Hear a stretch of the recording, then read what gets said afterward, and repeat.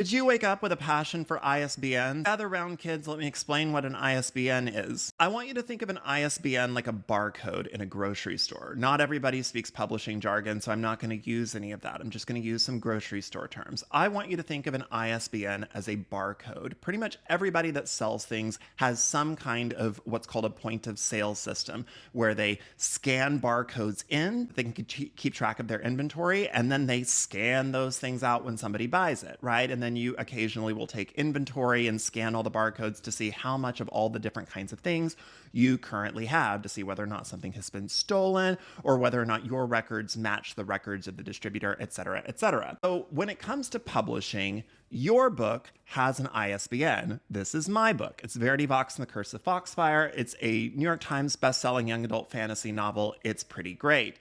As you can see right here, it has its own ISBN. However, Verity Vox and the Curse of Foxfire also has an audiobook and an ebook edition. Both the audiobook and the ebook edition also have ISBNs, and they are different from the hardcover. Let's imagine that instead of this being a book, it is toilet paper. It's Charmin toilet paper. Charmin toilet paper, the degular Charmin, has a barcode that when you scan it, it tells you that you are scanning Charmin regular basic toilet paper. However, Charmin Ultra has its own barcode. When you scan it, your point of sale system should say Charmin Ultra. Why do they have two separate barcodes if they're both Charmin toilet paper? It's because they are each basically new editions of the same product. So both the company making it and the company selling it can all keep track of how much Charmin versus how much Charmin Ultra they have and how much Charmin versus Charmin Ultra is selling to whom and to where and in what form and in what quantities, etc., etc. As the book gets new editions, it is assigned a new, unique